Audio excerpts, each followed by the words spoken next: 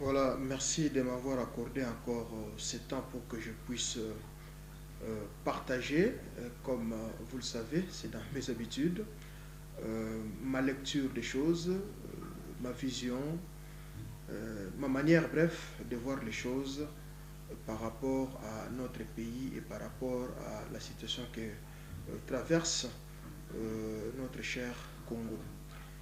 Euh, oui, c'est bien que euh, vous ayez souhaité qu'on puisse commencer par les points liés au franc congolais. Moi, j'aurais bien voulu l'aborder un peu plus tard, mais bon, si c'est que c'est votre volonté, comme vous l'avez souhaité, qu'on puisse commencer par le franc congolais, parce que c'est l'actualité aussi, moi, ça ne me dérange pas. Vous comprendrez, et je crois comme moi aussi, et toute la communauté congolaise, nous sommes en train de suivre depuis un certain temps les efforts, parce qu'il faut toujours dire, hein, je suis de ceux-là, quand c'est blanc, je dis c'est blanc, et quand c'est noir, je dis c'est noir.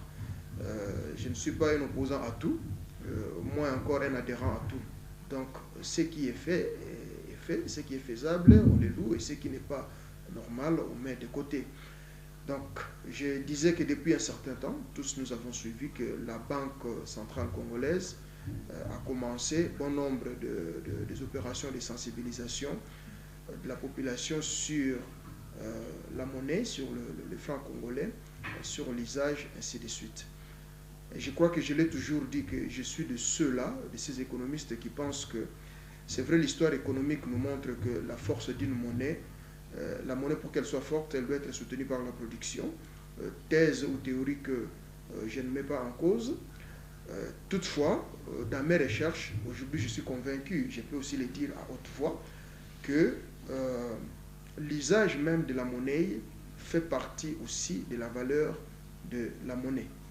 Donc, ce qui me concerne, j'aimerais plus m'orienter dans cette direction-là sur l'usage. Je n'aimerais pas toucher les points liés à la production, au soutien de la monnaie, mais comme il s'agit d'une adresse à la population et aux populations, j'aimerais bien aborder les points de l'usage pour que tous nous puissions comprendre qu'on a tous une responsabilité par rapport à la monnaie. Vous savez, la monnaie, c'est comme les frontières nationales. La monnaie, c'est comme le patrimoine national. Il ne revient pas à un groupe, à une institution spécialement déterminée de veiller sur le bien-être de cette valeur, mais il revient à toute la population, à tous les citoyens, de mettre la main dans la pâte, comme on dit, pour sauvegarder ce qui est bien communautaire. Donc, c'est comme des frontières, je l'ai dit, c'est comme la sécurité nationale, et c'est dans le même type de, de classement que je peux mettre la monnaie nationale. Donc, disais-je que j'ai remarqué que la Banque centrale a commencé par faire des campagnes de sensibilisation sur l'usage, sur la protection de la monnaie. Je crois que c'est une bonne chose. Ça fait longtemps qu'on a plaidé que ces opérations se fassent parce qu'il faut à un certain moment donner une communication directe et compréhensive soit faite pour que les choses avancent. Mais s'il y aura un point de plus que moi je pourrais ajouter, et cela reviendra à la responsabilité ou des responsabilités de la banque, outre les efforts qu'elle est en train de faire de sensibilisation, je pense que la banque a aussi une part de responsabilité. Dans ce sens que je suis en train de voir ou de dénoncer une véritable manque de politique d'usage monétaire dans notre pays.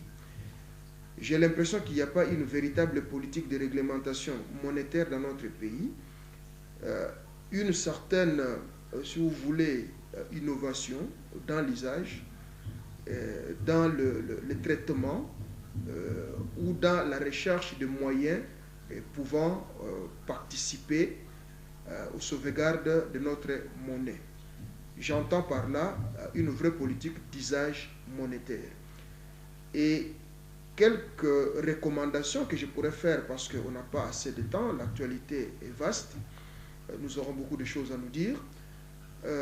c'est premièrement, je pense qu'il faut qu'au niveau de la banque, on puisse voir à l'étendue nationale. Et moi, quand je travaille, j'aime toujours prendre des échantillons. On peut prendre des grandes villes comme échantillon, prenons même la ville-province de Kinshasa, ou on peut prendre les Katanga, les Kasaï, Bandundu, où vous voulez, toutes ces grandes villes, voire même dans la province orientale, pratiquement à Kisangani. Combien y a-t-il de points ou de représentations bancaires par rapport à la densité, au kilomètre par habitant ou par rapport à la densité de la population? La question que j'allais poser.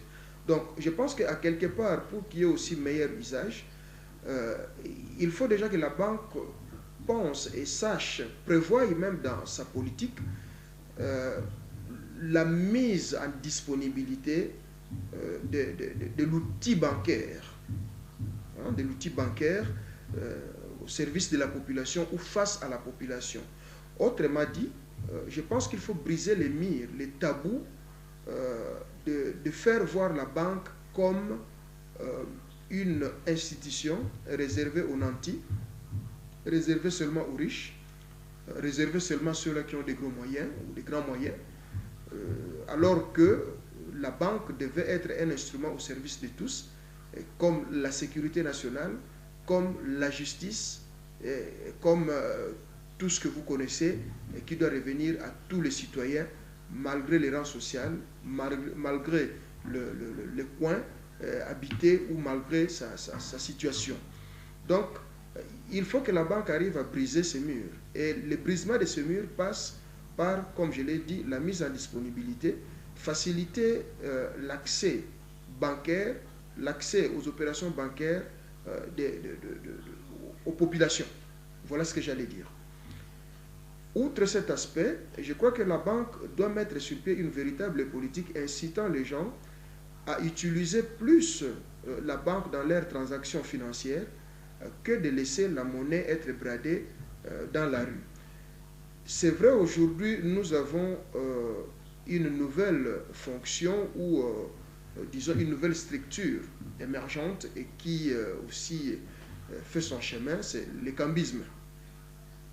Et je pense que si la banque a vraiment la volonté d'aller loin et de vouloir réellement valoriser la monnaie, contrôler même la masse monétaire qu'il y a sur le marché, de par cette initiative ou cette proposition que je suis en train de faire, de mettre à la disposition des populations des points bancaires partout, accessibles à tous, je crois que le cambisme qui aujourd'hui dans notre pays est représenté comme les moyens des banques parallèles pourrait disparaître. Mais c'est vrai que cela crée aussi une certaine occupation, pour ne pas dire emploi, à ceux qui pratiquent.